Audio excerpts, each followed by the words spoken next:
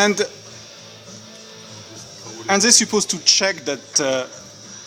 Yeah, like they should have watched or seen that they over tightened it or something. Yeah. So if you do an oil change here, you would check that it's fine. Well, yeah, like we wouldn't over tighten it. Like we've never had that issue because we watch for it. So.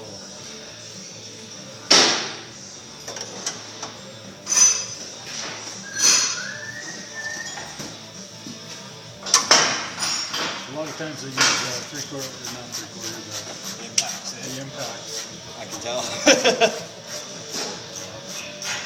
Trust me, I took lots of these on and off. Oh, yeah. I got to hate these things. They're just such a pain. Yeah, hey? And the way the hooks go. Right there, straight up down. Straight up down.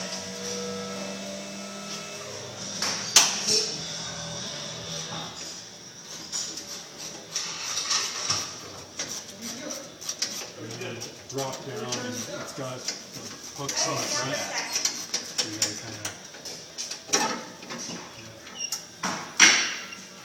lift up and back.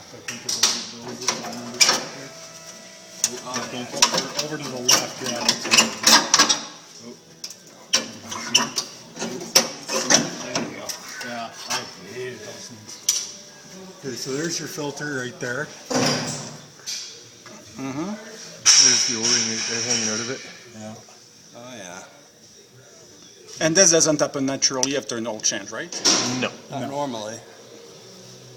No, could they have over tightened it? Would that have popped it out? No, So what do you think happens then? it must have cut going in. They either didn't have it on right, or it was the wrong O-ring and it cut going in. Well, you figure it would have felt a little funny. Well, it's pretty obvious to see. I could see that by looking through the hole in the skid plate. Hey, Brian, just let me see if Yeah. if you don't. Just watch for drips of oil there on you. Yeah, I'm covered already, so.